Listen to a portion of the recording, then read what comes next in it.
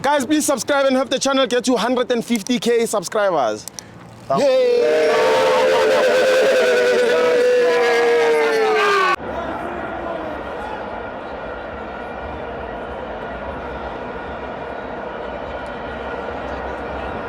Welcome to my FANS Wethu TV. It's the Betway Premiership. Stellenbosch 0, Kaizer Chiefs 1. I'm joined by Tatana. I'm Nandi. Like, to be quite honest, you would be quite flabbergasted that the insatiable, feeling that they had, it's now diminished just with one game. Yeah. We're not there though. We watched, of course, a thrill of a game, right? When you look at both teams, I think Kaizer Chiefs, when they played our first half, they came with 4-2-3-1. So, of course, we saw the back four being similar to the one that they played against Orlando Pirates, but just with Njabulo Blom being out and Frosler in. Yes. In the middle of the park, they had Stellenbosch and Yusuf Mat just in front of... No, in fact, they played they played, for me, it was 4-4-1-1. That's Kaizer Chiefs. So in the middle of the field, of course, fled two CMs, which is your Yusuf Mat and Stellenbosch. Then you had Pule Modi and you had Lollipop. Just in front of them, they had Sereno, and up front, they had Morris as well. And I think, of course, they employed what I was saying the last time, that when they played the long balls, Morris will be able to flick, then Sereno will be the second man running as well, So that's what I noted first half when they played. Then, of course, when you look at Stellenbosch, they came with 4-2-3-1. So I think Stellenbosch also, they're struggling because they don't have the actual 9, right, which is Cupido. I think he's out because that has been their out and right number 9. So I don't know what's the status. So when you look at them, they had Molesane, Torre. Then they had that young boy, the one who got yellow card. Left back, of course, they've got Mdaka. Damn. I don't know how Kaizer Chiefs let that player go. He is amazing. Middle of the park, Sihlendouli. They had Jabari. Who am I forgetting? Abutaka as well. And of course, up front, they had to sacrifice themselves because De Jong plays as an 8 or as a 10, but he had to be played as a number 9. Then they had Titus, which of course he was nullified. You couldn't see him throughout the game. Not to be found. Then if you look at first half, the only opportunity that was created, it was the goal that was scored by Kaizer Chiefs. Well played from the corner kick, and it was a cross and a goal. Then of course both teams, I think they couldn't really play, man. Like if you watch Bundesliga, right?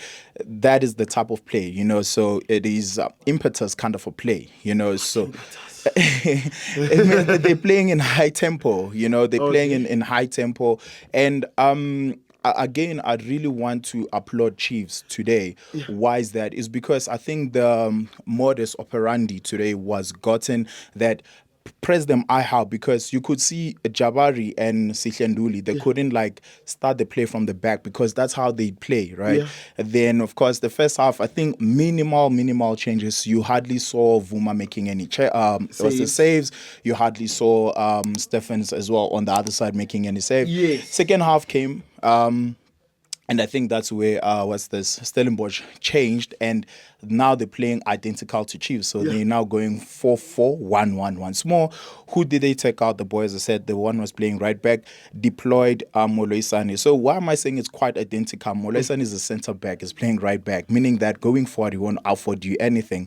When you look at Kaizer Chiefs, on the left back, they had the Clockway, which means that going forward, he won't offer you anything. But in terms of defense, he'll be able to offer you that.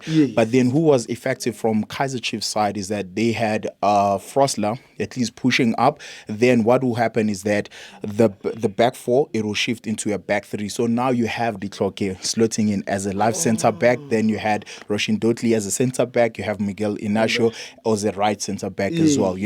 Then similar to Stellenbosch, but again the game, as I said to you, it was played in high pace.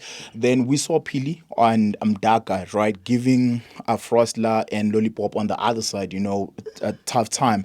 I think the substitution of those two guys being out of the game, right, it really killed Stellenbosch, because then what happened is that Stellenbosch had to introduce what to call neophytes, inexperienced players, right? Okay. So that you don't ask me what is that. So so they had to introduce inexperienced players, you know, and you could tell that I was counting on Lisibanku, you know, to be able to, you know, add in terms of experience and making them to calm down, because there was no team that was like really playing close to like 10 passes. You know, they were really in a rush as well. But as I said to you, the modus operandi that we saw from Chiefs today, from the Orlando Pirates game and today's game, I think that is the kind of play that they need to apply going forward.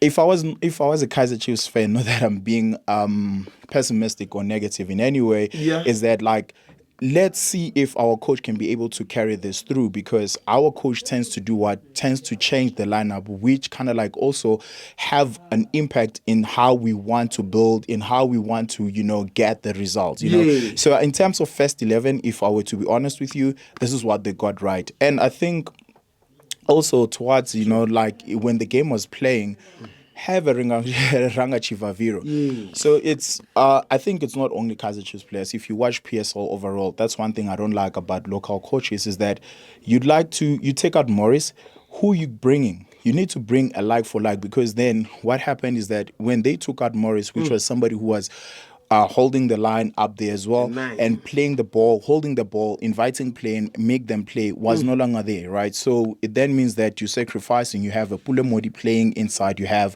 Botani coming in at one time. You had, what's his name, Serino as well. But then you really need an out-and-out striker, right? So just have Chivaviro. He will build confidence and so forth, right?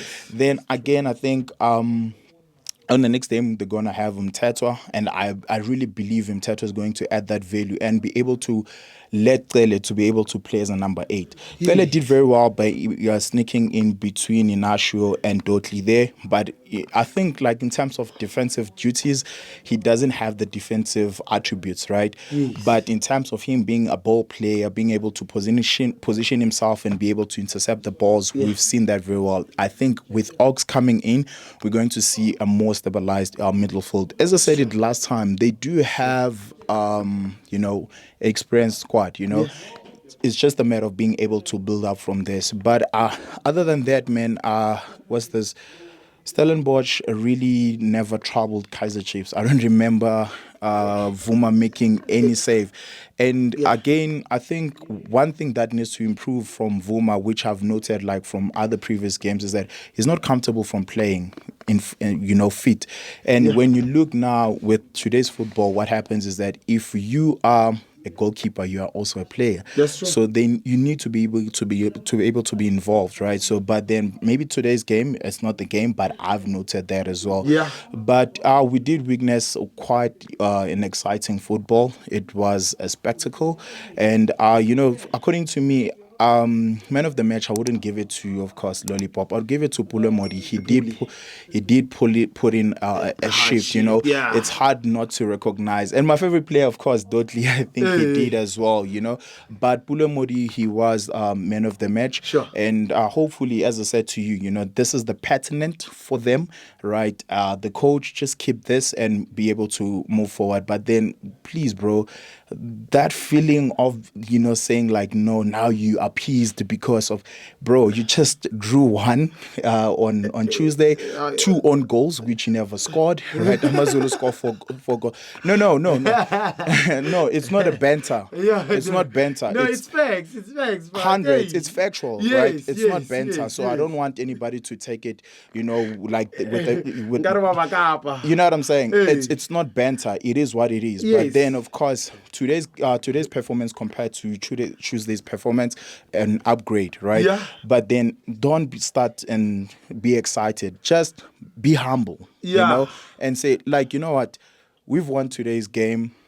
We're excited by today's performance. This is what we know Kaizer Chiefs to be, you know. Now we want to see this kind of attitude from the players. We want to see this kind of tactics from the coach as well going forward. Because then, if it's not the coach, probably it is his concierge, who has been a caretaker coach for some while. We don't know, right? But then we applaud them, and it was a good win. And I really thank you so much. Yeah, cool. so Yeah.